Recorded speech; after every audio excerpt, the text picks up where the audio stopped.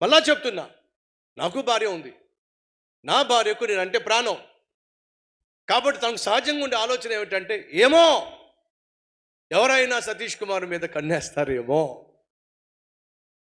ఎవరైనా నా భర్తను ఎత్తుకెళ్ళిపోతారేమో, ఎవరైనా కూడా పడుతున్నారేమో, సహజంగా సగటు ఇల్లాలిగా ఈ ఆలోచనలన్నీ ఉంటాయి.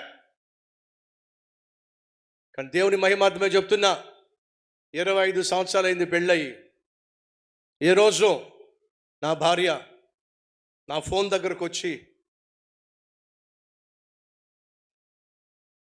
ఆ ఫోన్ వెతకడం కానీ, ఆ ఫోన్లో ఎవరున్నారు, ఏం మాట్లాడుతున్నారు, ఎవరెవరు ఫోన్ చేస్తున్నారు,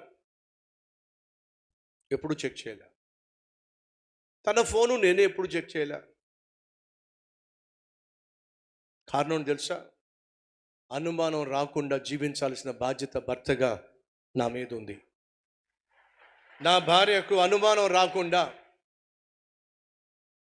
తనకు నమ్మకం కలిగించాల్సిన బాధ్యత భర్తగా నాకుంది.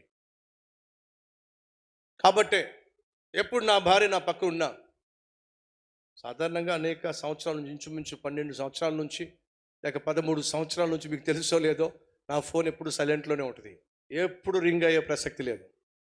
ఇంత పెద్ద సేవ చేస్తున్నప్పటికీ కూడా నా ఫోన్ గడిచిన 13 సంవత్సరాలుగా, సుమారు 13 సంవత్సరాలుగా సైలెంట్ మోడ్లోనే ఉంటుంది. నా సిద్ధాంతం ఏమిటయ్యా అంటే, నా ఫోను నేను ఎవరికైనా ఫోన్ చేసి మాట్లాడడానికే తప్ప, ఎవరో ఫోన్ చేసి నా టైము తినడానికి కాదు. కాబట్టి అది నేను ఫోన్ చేయడానికే తప్ప ఎవరో నాకు ఫోన్ చేయడానికి కాదు. కాబట్టి సైలెంట్లోనే ఉంటుంది. ప్రాముఖ్యంగా నా భార్య నాతో ఉన్నప్పుడు ఆ ఫోన్ని దూరంగా ఉంచే ప్రయత్నం చేస్తాను. ఎందుకని? నా కుటుంబం కట్టబడాలి అంటే అది నమ్మకం మీదే కట్టబడాలి. అనుమానం మీద ఏ కుటుంబము కట్టబడడం సాధ్యము కానే కాదు.